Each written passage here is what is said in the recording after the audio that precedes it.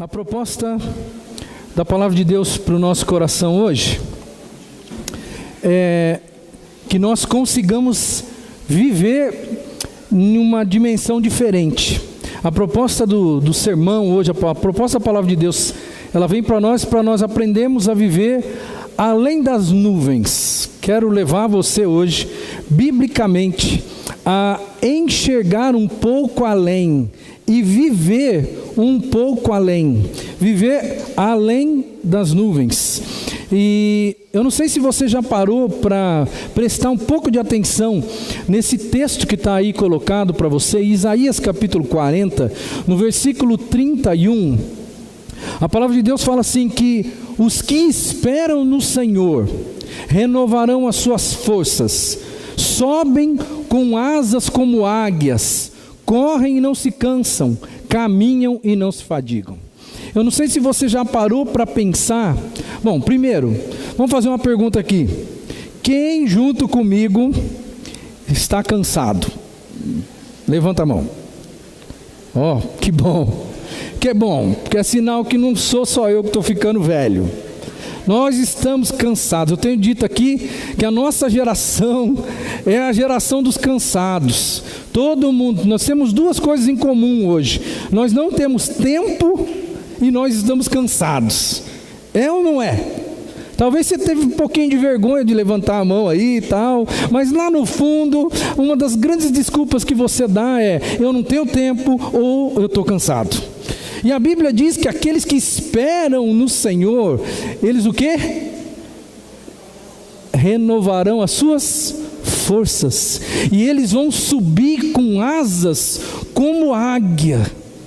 Então essa proposta aí que o profeta Isaías está trazendo para nós, essa afirmação bíblica dizendo que aqueles que vivem uma vida de esperança, não é de expectativa não, porque tem diferença, expectativa para esperança, né? Expectativa é algo que eu não sei se vai acontecer, esperança é aquilo que eu creio que vai acontecer, né? De esperança, de que Deus é o Deus da minha vida, Ele está no controle da minha vida. Estes que esperam, têm esperança no Senhor, eles renovam as suas forças e eles sobem, eles voam como águias. Eu li em algum lugar, não sei aonde, né, porque a gente lê tanta coisa e depois a gente coloca no papel.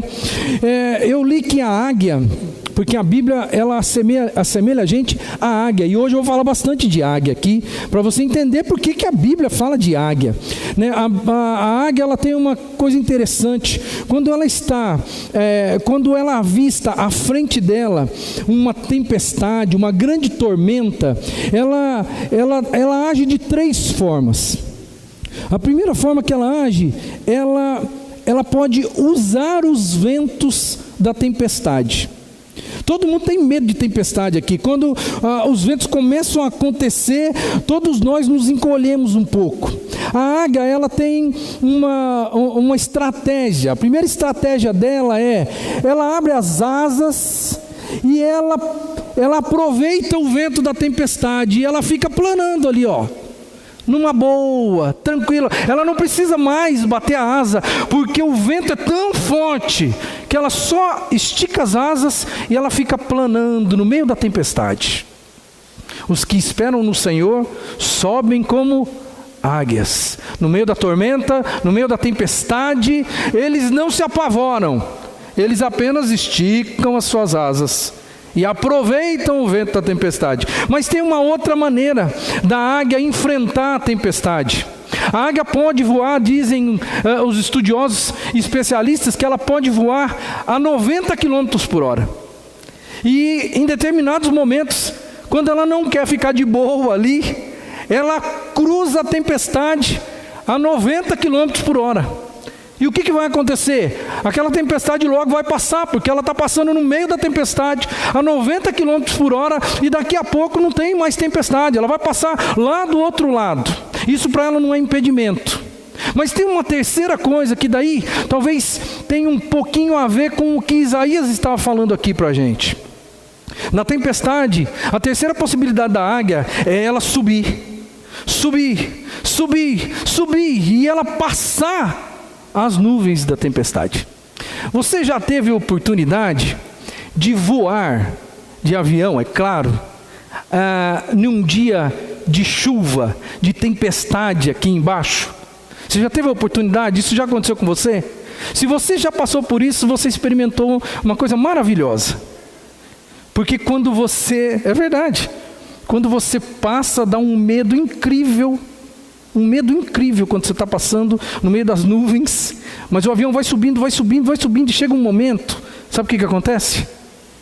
Que o sol brilha, e você olha pela janela do avião, e você olha o horizonte, e está tudo lindo, sem nenhuma nuvem, e aí você olha para baixo, está forrado, branquinho, lá embaixo o negócio está caindo o mundo lá embaixo, mas para você que está acima das nuvens, está tudo azul. O sol nunca é tão lindo quanto acima das nuvens. Eu espero em nome de Jesus que Deus te dê a graça um dia de você voar acima das nuvens, porque daí você vai lembrar do que eu te disse hoje, se isso ainda não aconteceu com você. A gente, os cristãos, à luz não só desse texto, mas de outros textos da palavra, nós precisamos aprender, irmãos, a viver além das nuvens, acima das nuvens.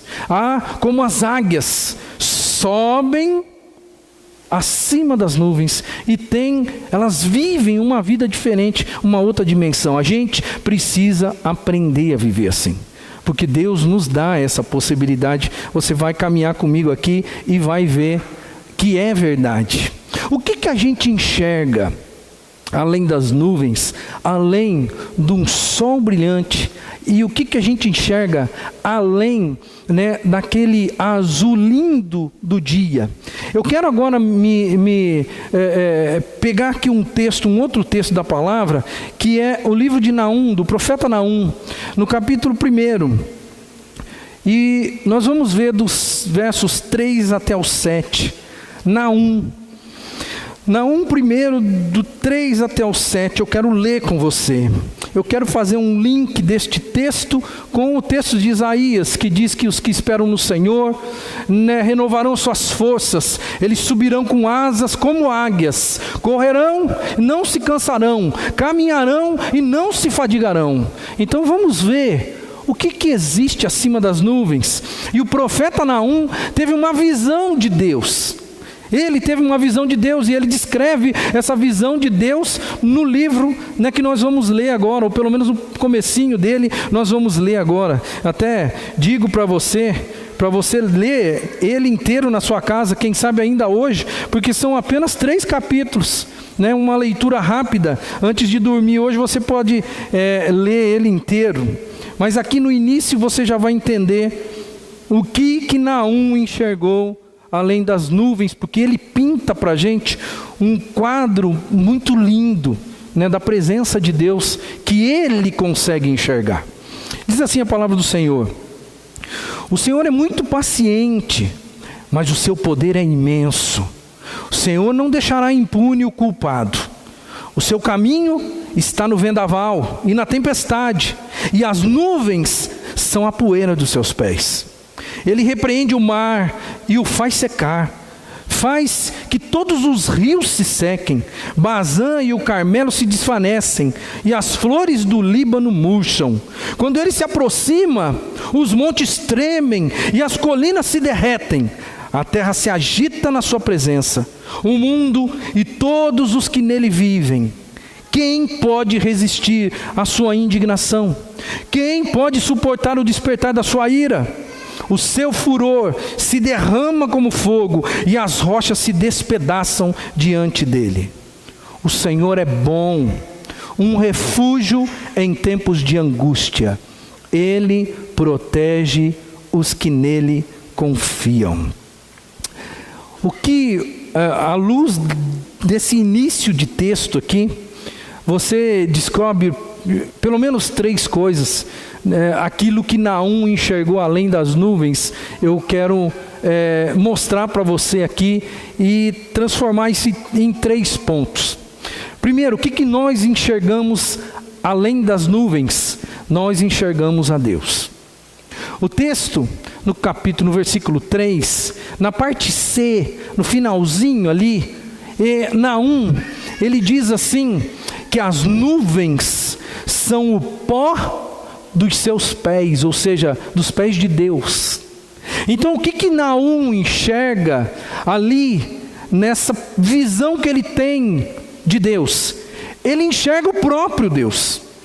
E tanto ele enxerga o próprio Deus, que ele faz questão de dizer, olha, as nuvens de tempestade, de tormenta, as nuvens são o pó dos pés de Deus. Ou seja, ele está ali em pé, nas nuvens. É uma maneira figurada, é claro, de dizer a glória de Deus, de dizer para você o que ele conseguiu enxergar ali, uma imagem de um Deus magnífico, e que aquilo que nos traz dificuldade, a tormenta, a nuvem que forma a chuva, que forma a tormenta, que forma a tempestade, é apenas a soleira dos pés de Deus. O que Naum enxerga ali, e o que nós podemos enxergar além das nuvens, lá em cima, nós conseguimos enxergar Deus. E eu não estou falando de uma experiência física, eu estou falando de uma experiência espiritual, é de viver com a cabeça além das nuvens. Porque aqui embaixo, meu irmão, aqui a tempestade é feia, aqui os ventos são complicados, aqui a nossa vida vive turbulências, ora dia sim, dia não, mas quem vive com os pés na terra e a cabeça acima das nuvens, enxerga Deus. Eu não sei como que você lida no seu dia a dia, quando você está vivendo os seus grandes problemas, as suas grandes mazelas, suas grandes dificuldades. Eu não sei como que você age no meio da tempestade na sua vida. Como que você age no meio da tempestade? A Bíblia diz que aqueles que esperam no Senhor renovarão suas forças, e eles subirão como águias, e eles vão acima das nuvens. E acima das nuvens, Naum diz para nós, eu enxerguei Deus acima das nuvens. Eu olhei para as nuvens, e as nuvens eram apenas a poeira dos pés do meu Deus. Meu irmão, nos momentos difíceis, a maioria de nós aqui consegue enxergar Deus. Mas tem alguns ainda que não conseguem enxergar Deus no meio da tempestade. Quando foi a última tempestade que você passou?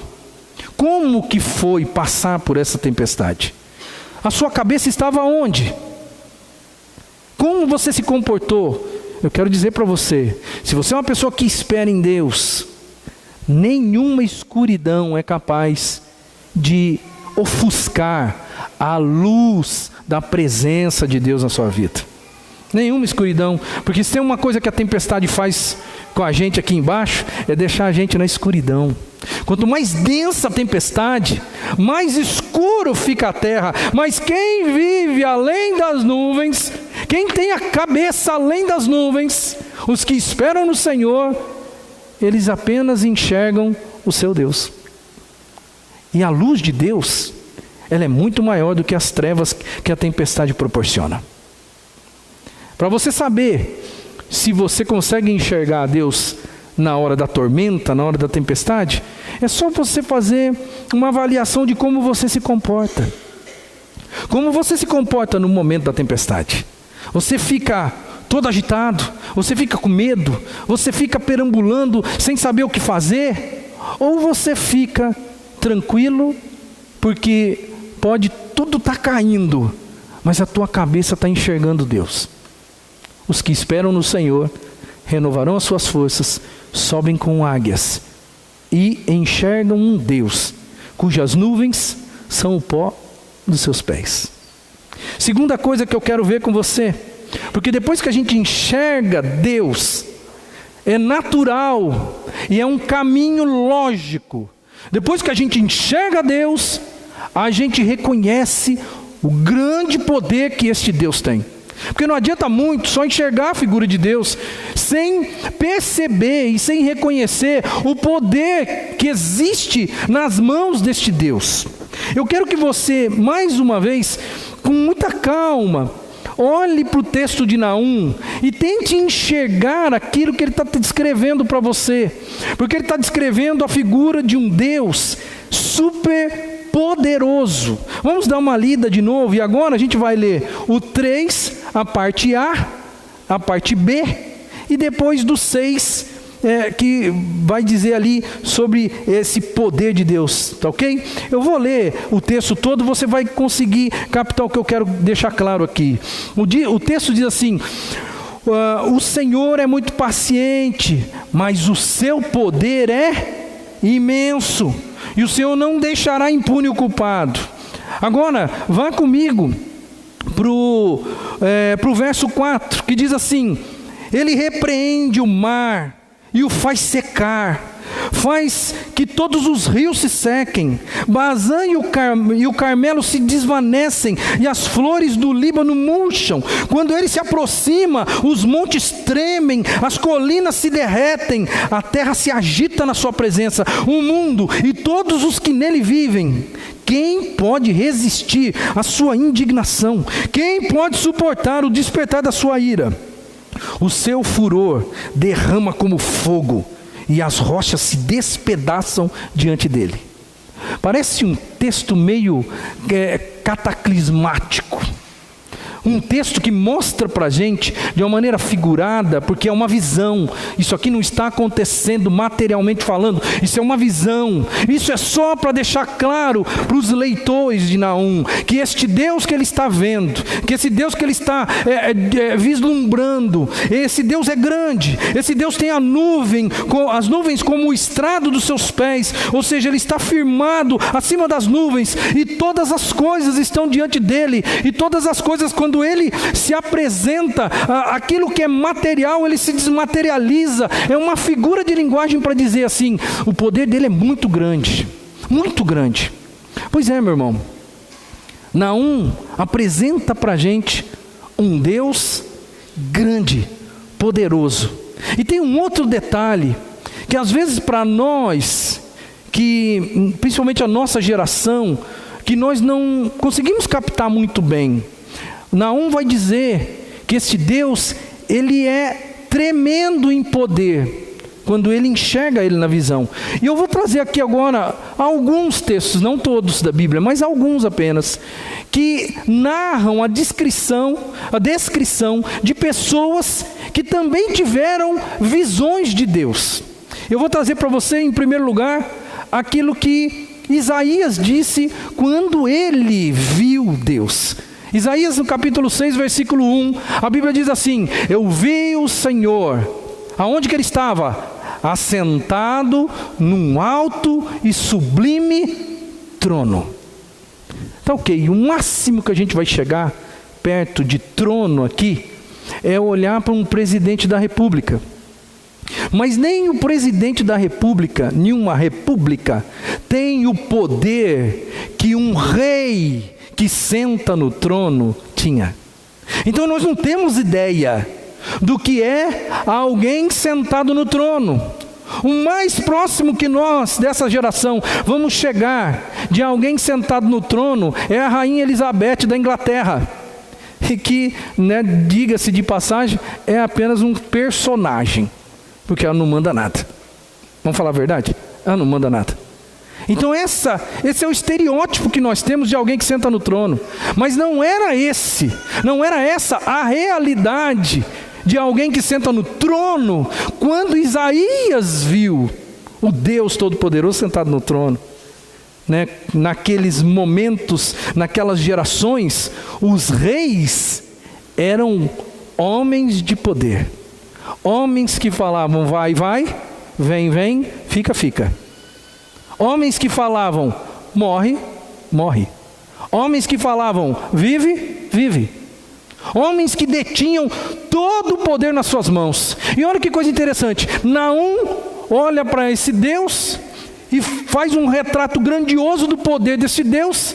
Isaías também enxerga esse Deus e diz: esse Deus está sentado no trono.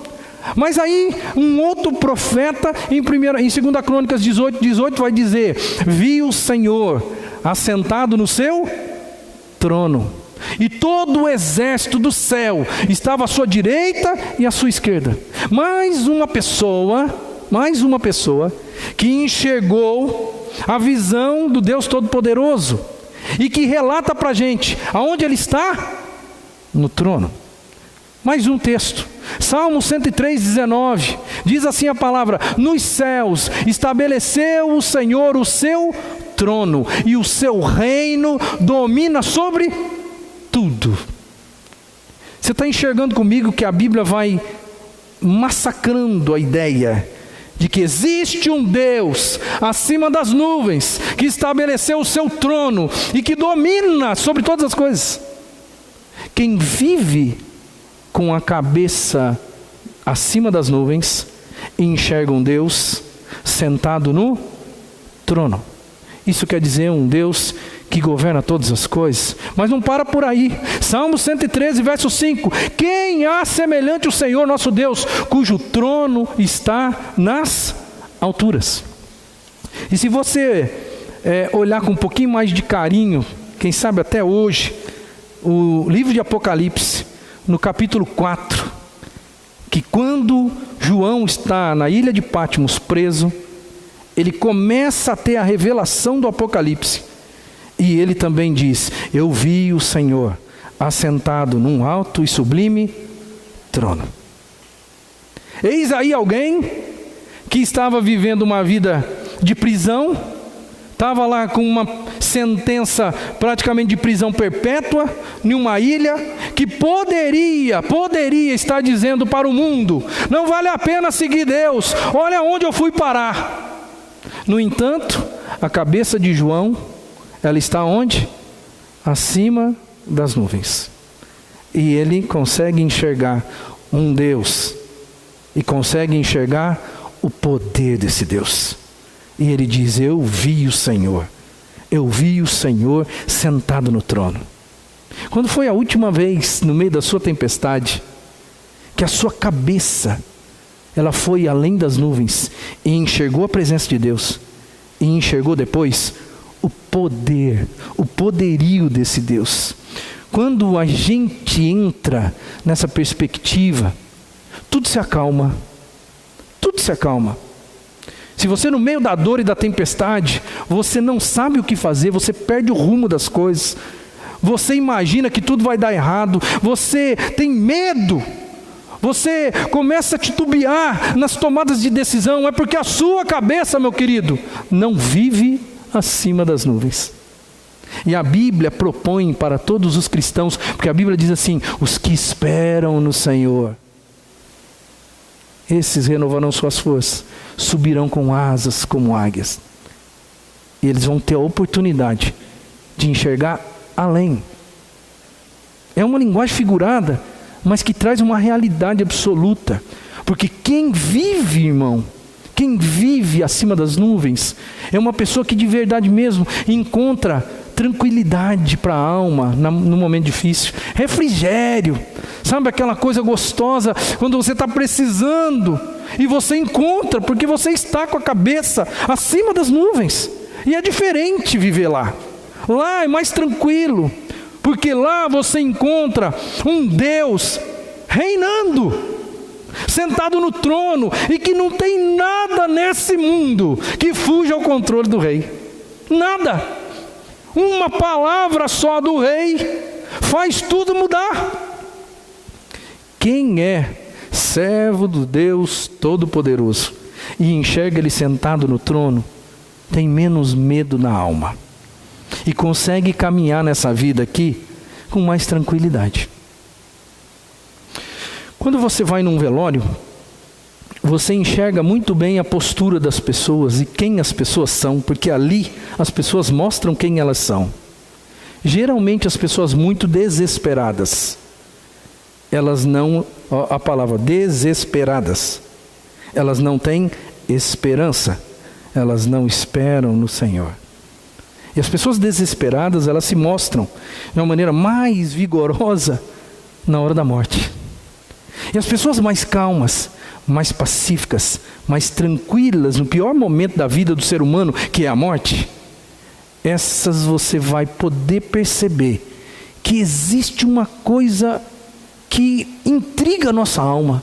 Por que e de onde vem tanta tranquilidade em um momento de tanta dificuldade? Vem da palavra de Deus. Os que esperam no Senhor renovarão suas forças, subirão com asas. Enxergam um Deus que tem um trono, que está sentado nesse trono e que governa. E que não tem nada que fuja ao controle desse Deus. Você está enxergando a progressividade? Primeiro, querido, você enxerga Deus. Depois, você enxerga o poder desse Deus. Tem muitas pessoas por aí que querem e correm atrás apenas do poder de Deus. E isso tem um erro aí. Eu preciso de verdade encontrar Deus. Eu preciso ser feliz com a presença de Deus, com a intimidade com Deus, com o meu dia a dia com Deus. Mas aí, tendo essa intimidade, é inevitável, eu vou enxergar o poder de Deus. E o poder de Deus vai ser manifesto na minha vida. E eu vou conseguir passar pelas dificuldades e pelas turbulências da vida. Então, primeiro eu enxergo Deus, depois eu encontro o poder, e aí eu vou descobrir que se eu estou nas mãos de Deus, alguma coisa sempre vai acontecer para mim. Que Ele vai fazer, não que eu vou fazer. Quando eu descubro Deus, eu enxergo o poder, aí eu vejo, olha, Ele é dono de tudo. Ele é o Todo-Poderoso. A minha situação aqui é muito pequena perto do que Ele é. Então alguma coisa vai acontecer se eu clamar a este Deus. É muito simples isso. E aí vai para a terceira coisa que eu quero ensinar ao seu coração aqui. Primeiro eu descubro Deus, né? Primeiro eu enxergo Deus, depois eu vislumbro o poder desse Deus, e aí eu descubro que existe uma nova dimensão de vida para ser vivida. Existe uma outra possibilidade, existe um além, que talvez eu nunca havia experimentado. E por que eu não havia experimentado? Porque eu não consegui enxergar Deus ainda, e não consegui vislumbrar o poder que este Deus tem, não consegui descobrir o poder que esse Deus tem. Mas quando isso acontece, eu vejo que a vida tem uma outra dimensão para ser vivida.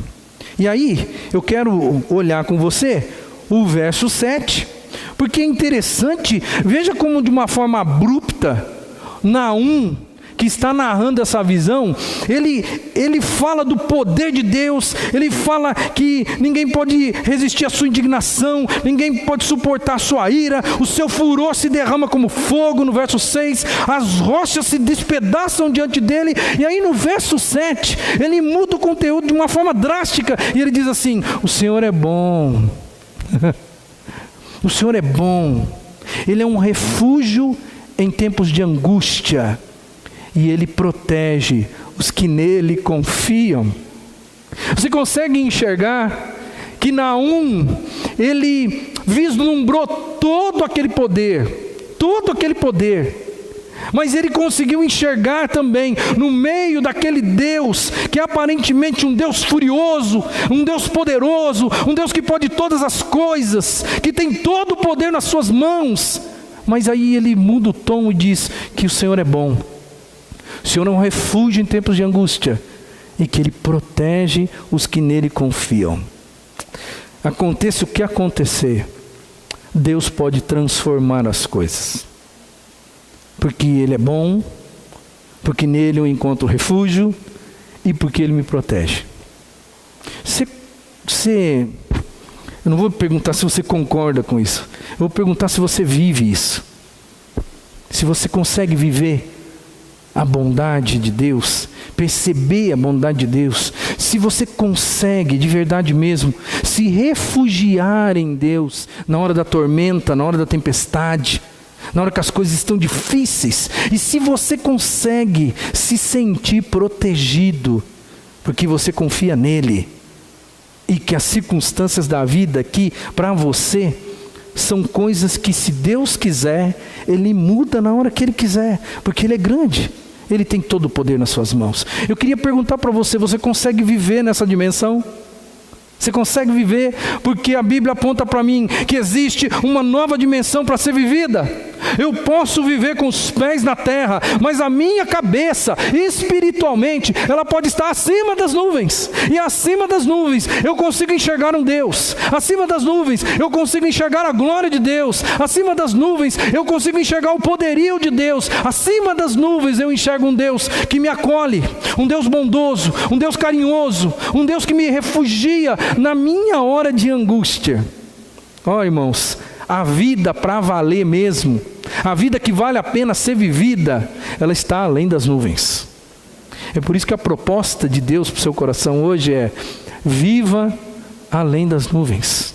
É possível.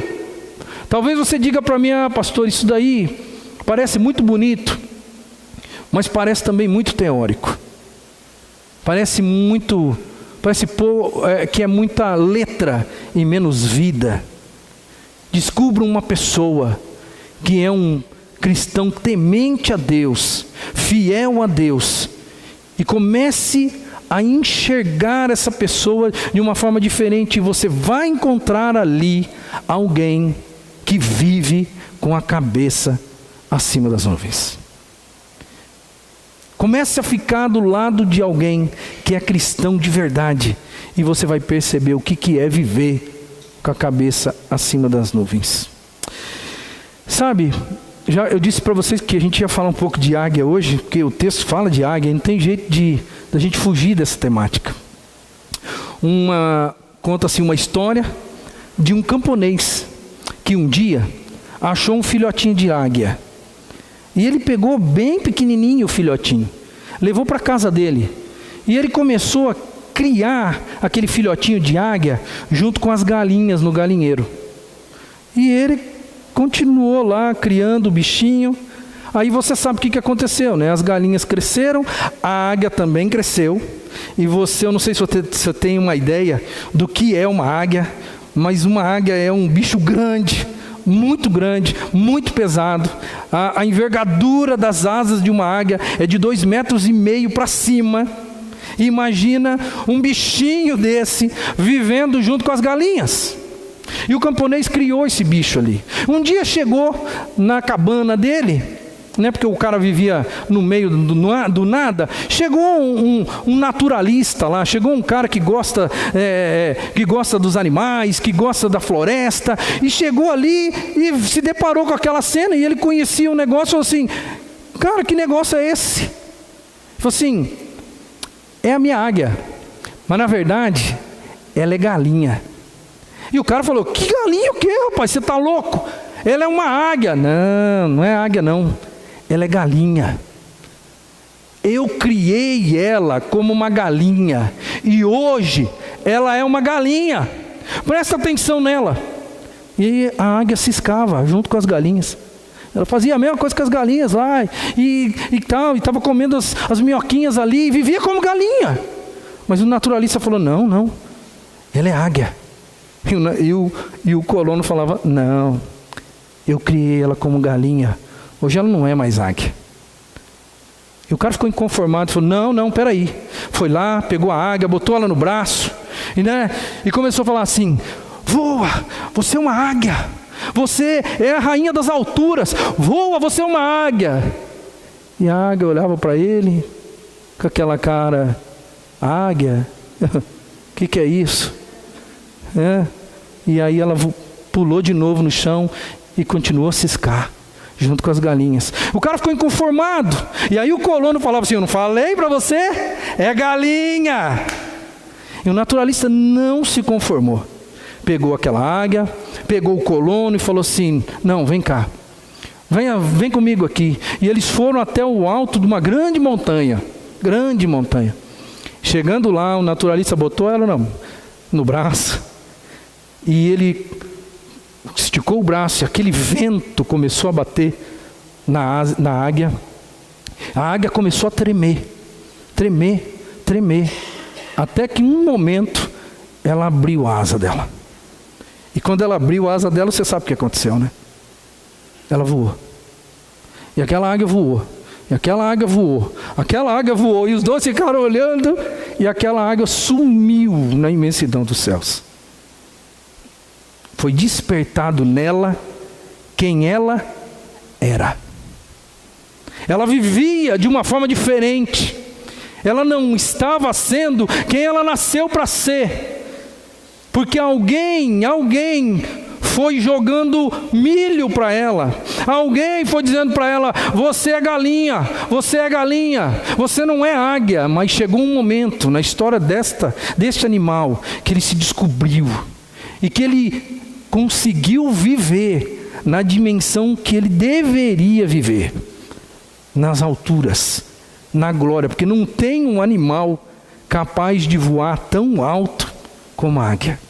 Você já imaginou um bichinho que vivia no chão com medo e de repente agora ele está vivendo nas alturas, porque ele é quem ele nasceu para ser?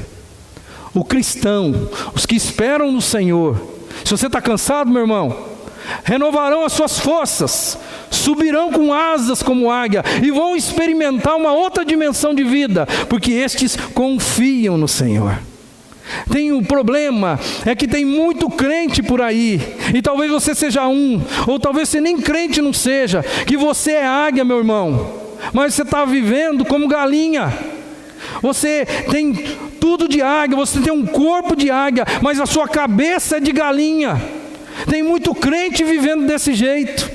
Muito crente que não consegue viver na dimensão espiritual. Muito crente que não consegue viver acima das nuvens. Muito crente que se contenta em ficar ciscando o chão. Se contenta com os milhos que o diabo joga pra gente, falando: olha, você é galinha.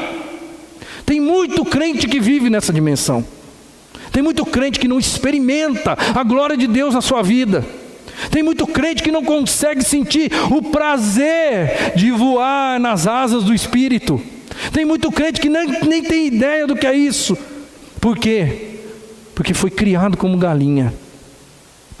Isso é uma realidade espiritual, irmãos. A Bíblia chama a gente a pensar um pouco. Os que esperam no Senhor, eles subirão com asas como águia.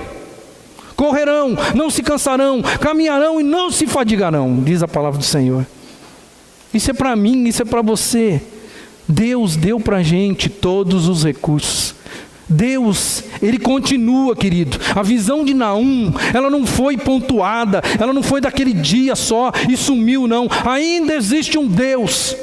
Ainda existe um Deus acima das nuvens. Ainda existe um Deus que olha para nós e diz assim: olha, venham para cá, venham viver na minha dimensão, venham experimentar uma vida diferente. Deus tem isso para a gente. Vou te dar mais um texto aqui, que eu acho que é importante para a gente. Salmo 103, de 1 a 5, diz assim: o Senhor é quem farta de bens a tua velhice, de sorte que a tua mocidade se renova como a da águia.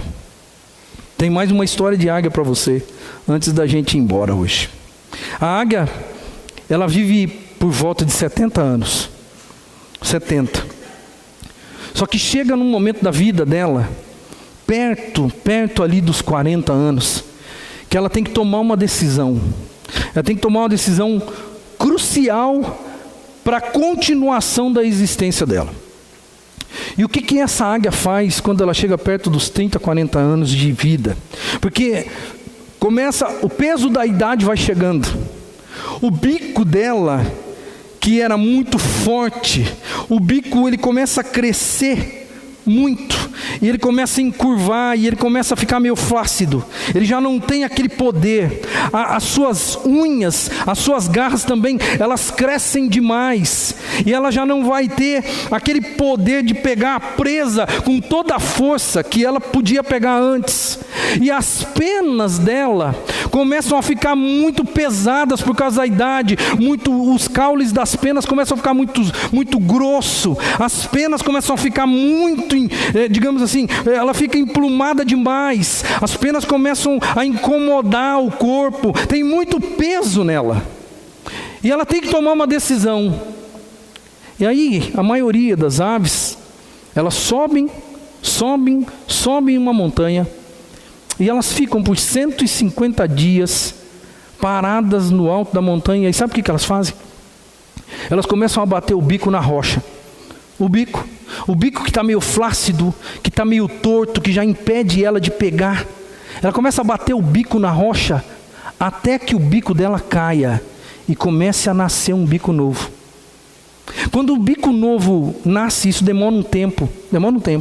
Quando o bico novo nasce, ela arranca as unhas com o próprio bico, para que também novas garras comecem a surgir. E depois, ela começa a tirar a sua plumagem. Ela começa a se bicar toda e tirar todas as penas velhas dela. Esse processo dura em média 150 dias. 150 dias. E é um período de transformação.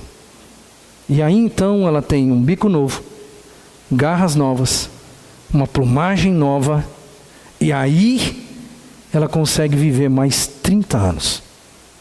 Se a águia não faz isso, ela vai morrer. Porque ela não vai conseguir mais pegar a presa como ela pegava antes. E ela vai começar a passar fome. E ela vai morrer. Irmão, isso aí tem muito a ver com a gente. Porque para nós, a gente precisa se renovar também. E renovar às vezes custa. Gostei muito do que o pastor Dorival falou ontem aqui. Você não estava aqui ontem, né? Não veio na escola bíblica, ó para você, ó. O pastor Dorival foi abençoado ontem, quando ele falou da experiência pessoal dele, que ele está vivendo hoje, porque ele está passando por uma transformação.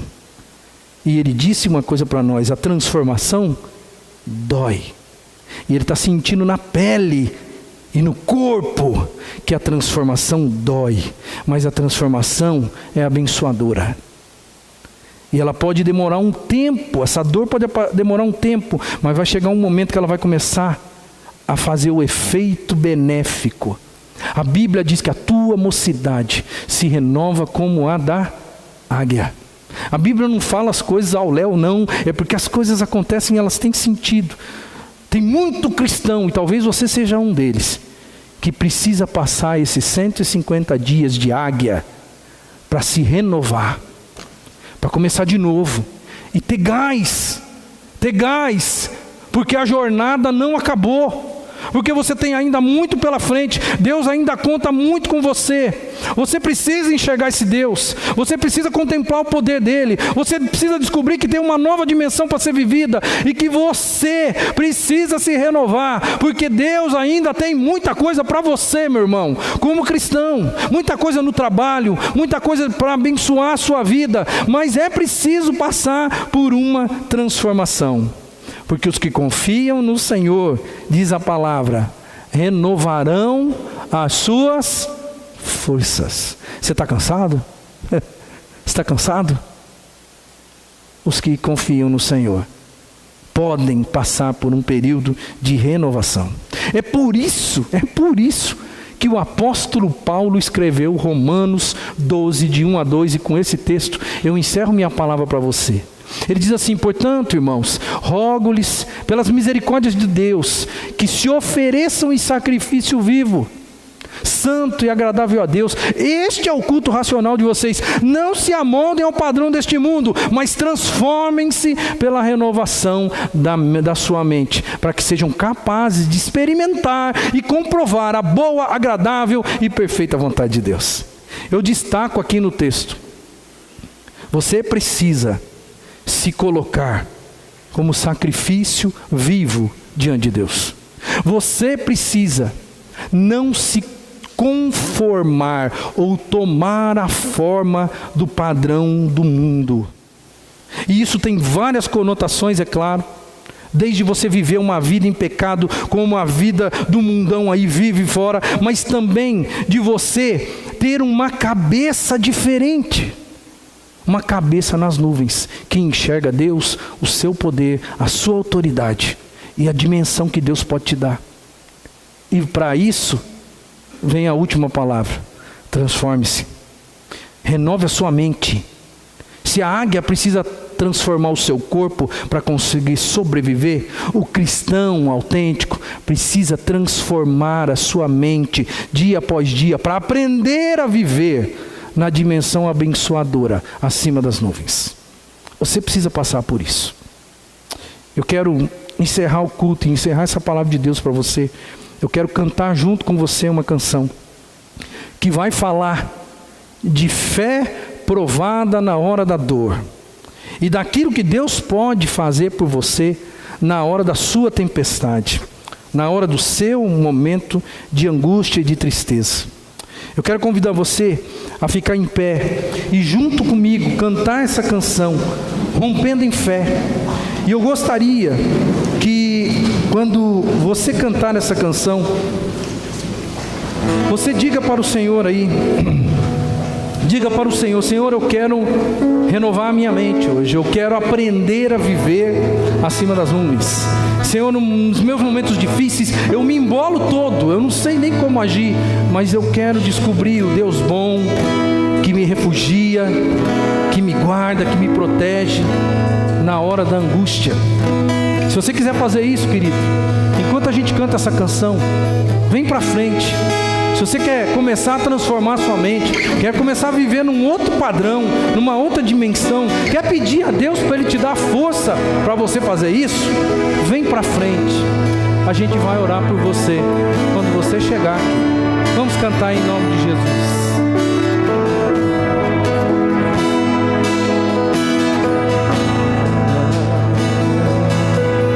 Cada vez que a minha fé é provada,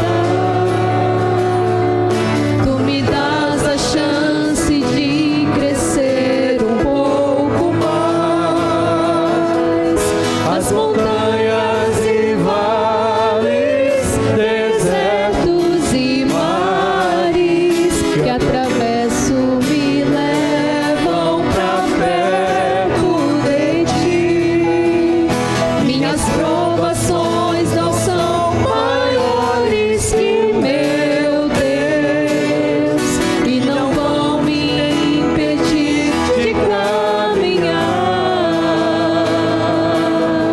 Se diante de mim não se abrir o mar, Deus vai me fazer andar por sobre as águas, rompendo em fé. Minha vida se revestirá do teu poder, rompendo em fé. Com ousadia vou mover o sobrenatural, vou lutar e vencer, vou plantar e colher, e a cada dia vou viver rompendo em fé. Vamos mais uma vez. Cada vez que a minha fé é provada, tu me dás a chance de crescer um pouco mais. As montanhas e vales, desertos e mares que atravesso me levam pra perto de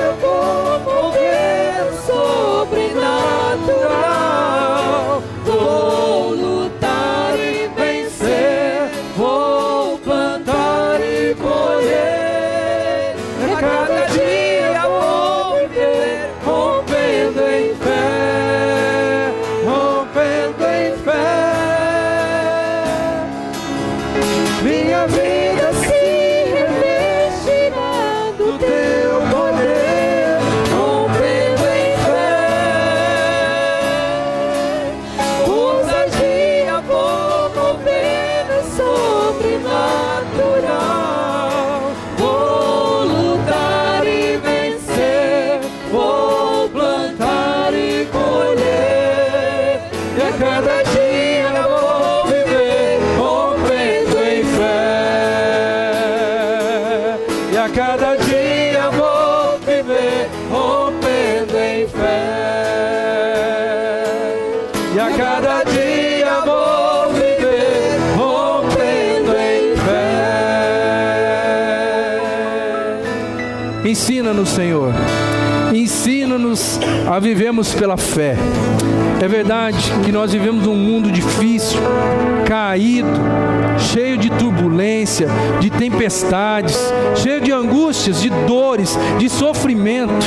Mas que bom, Senhor, que bom que o Senhor nos deu a oportunidade, o privilégio, a possibilidade de subirmos alto como as águias e voarmos, Senhor, numa altura em que poucos conseguem alcançar, e enxergarmos uma visão diferente da vida, enxergarmos um céu azul, um sol brilhante, uma perspectiva de vida diferente. Como é bom e o Senhor dá essa graça àqueles que esperam no Senhor.